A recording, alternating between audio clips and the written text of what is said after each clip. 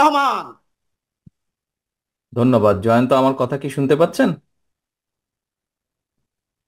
জয়ন্ত, বসুন, সবাই বসুন। বসতে হবে, বসতে হবে, সব বসতে হবে, সবাই বসতে হবে। জয়ন্ত, কি আমার কথা শুনতে পাচ্ছেন? আপনারা শুনতে পাচ্ছেন কথা?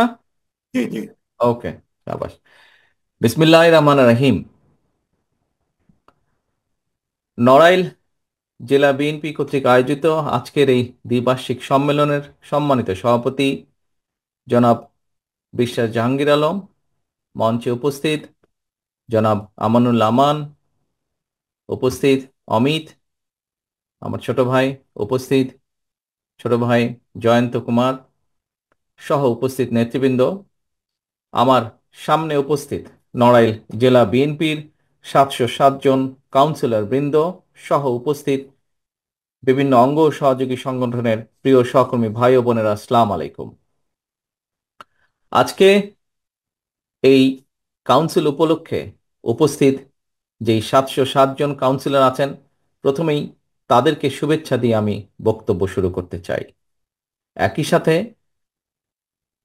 একই সাথে আমি শুভেচ্ছা জানাতে চাই যে নির্বাচক মণ্ডলী যারা আছেন, অ্যাডভোকেট গোলাম মোহাম্মদ, আব্দুল হক, আলমগীর মিয়া, তারিকুজ্জামান লিটু, যারা নির্বাচক মণ্ডলী আছেন, আইনজীবীদেরকে নিয়ে গঠিত হয়েছে, তাদেরকেও আমি আন্তরিকভাবে শুভেচ্ছা জানাতে চাই। প্রিয় সহকর্মীবৃন্দ, আজ নড়াই জেলার দ্বিবার্ষিক কাউন্সিল অনুষ্ঠিত হচ্ছে। এই কাউন্সিলে আপনারা আগামী যে আমাদের সাংগঠনিক মেয়াদ আছে, সেই মেয়াদ পর্যন্ত নেতৃত্বকে নতুন নেতৃত্বকে আপনারা দায়িত্ব দেবেন। কারা আগামী 2 বছর পর্যন্ত এই জেলায় বিএনপির সংগঠনকে গড়ে তুলবে, বিএনপির সংগঠনকে মানুষের ভেতরে নিয়ে যাবে, কোন সে নেতৃবৃন্দ? অর্থাৎ দলকে কিভাবে সংগঠিত করবে, দলের আদর্শ, দলের নীতি সঠিকভাবে মানুষের কাছে পৌঁছে দিবে। একই সাথে যারা এই দলের জন্য বিগত দিনে সংগ্রাম করেছে, দলের ঝান্ডাকে ধরে রেখেছে, তাদেরকে মূল্যায়ন করা হবে। এই দায়িত্বগুলো আপনারা সঠিক নেতৃত্বের হাতে তুলে দিবেন। প্রিয় সহকর্মীবৃন্দ, বাংলাদেশ জাতীয়তাবাদী দল বাংলাদেশের গণতন্ত্রের পক্ষের যে আরো রাজনৈতিক দল আছে, তাদের সকলকে একত্রিত করে বিগত প্রায় 16 বছর ধরে বাংলাদেশের ঘাড়ে চেপে থাকা যে স্বৈরাচার ছিল, যে খুনি সরকারটি ছিল, যে নির্দ্বিধায় নিজের ক্ষমতা ধরে রাখার জন্য নির্দ্বিধায় যে শত শত না হাজার হাজার মানুষকে খুন করেছে, সেই খুনি স্বৈরাচারের বিরুদ্ধে আন্দোলন করেছিল এবং পরিশেষে ছাত্র জনতা, সমাজের সকল স্তরের, শ্রেণী পেশা নির্বিশেষে সকল ধরনের মানুষ ঐক্যবদ্ধভাবে সেই স্বৈরাচারকে, সেই খুনি স্বৈরাচারকে পতন ঘটিয়েছে। সেই খুনি স্বৈরাচার পালিয়ে যেতে বাধ্য হয়েছে বাংলাদেশের মাটি ছেড়ে।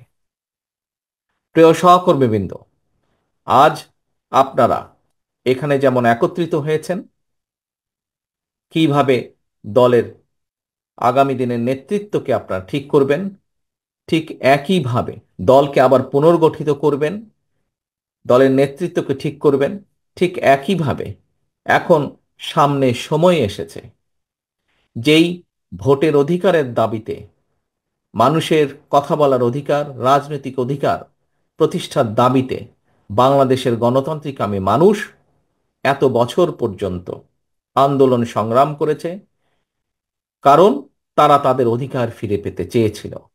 আজ সামনে সময় এসেছে বাংলাদেশের মানুষের অধিকার প্রতিষ্ঠিত করার, বাংলাদেশের মানুষের গণতান্ত্রিক অধিকার, রাজনৈতিক অধিকার, অর্থনৈতিক অধিকার প্রতিষ্ঠা করার সময় এবং সুযোগ এসেছে। অর্থাৎ যেই প্রক্রিয়ার, গণতান্ত্রিক প্রক্রিয়ার মাধ্যমে বাংলাদেশের মানুষ তাদের ভবিষ্যৎ নেতৃত্বকে, কারা এই দেশের নেতৃত্ব দিবে, কারা বাংলাদেশের মানুষের রাজনৈতিক অধিকারকে প্রতিষ্ঠিত করবে, কারা বাংলাদেশের মানুষের সাধারণ মানুষের, প্রান্তিক মানুষের অর্থনৈতিক মুক্তি অর্জনে সহযোগিতা করবে, সেই নেতৃত্বকে বাছাই করার সময় এসেছে। এবং সেটি কি, কোন প্রক্রিয়া? গণতান্ত্রিকভাবে, অর্থাৎ ভোটের প্রক্রিয়ার মাধ্যমে, জাতীয় নির্বাচন বা ভোটের প্রক্রিয়ার মাধ্যমে বাংলাদেশের মানুষ সেই নেতৃত্বকে বাছাই করে নেবে। প্রিয় সহকর্মীবৃন্দ,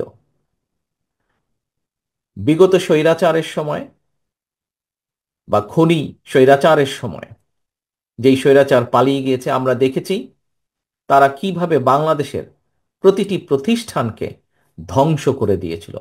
বাংলাদেশের অর্থনীতি, বাংলাদেশের শিক্ষা, বাংলাদেশের বিচার ব্যবস্থা, বাংলাদেশের পুলিশ প্রশাসন, বাংলাদেশের আমলাতন্ত্র থেকে শুরু করে বাংলাদেশের কৃষি, যাই বলি না কেন, শিল্প, অর্থনীতি, সব প্রতিটা ক্ষেত্রকে তারা ধ্বংস করে দিয়েছিল। এমনকি নির্বাচন ব্যবস্থাকেও ধ্বংস করে দিয়েছিল।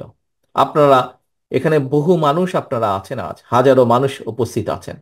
আপনাদের প্রত্যেকের মনে আছে 2014 সাল বলুন, 2018 সাল বলুন বা 2024 সাল বলুন, নির্বাচনের নামে দেশের মানুষের সাথে যে প্রতারণা করা হয়েছে, নির্বাচনের নামে দেশের মানুষের সাথে যে তামাশা করা হয়েছে, নির্বাচনের নামে কিভাবে জনগণের ভোটের অধিকারকে কেড়ে নেওয়া হয়েছিল, নির্বাচনের প্রহসনের নির্বাচনের নামে কিভাবে বাংলাদেশের মানুষের অমূল্য যে সম্পদ নির্বাচনী ব্যবস্থা, সেটিকে ধ্বংস করে দেওয়া হয়েছিল, তার প্রত্যক্ষ দোষী এখানে উপস্থিত প্রতিটা মানুষ তথা বাংলাদেশের 20 কোটি মানুষ।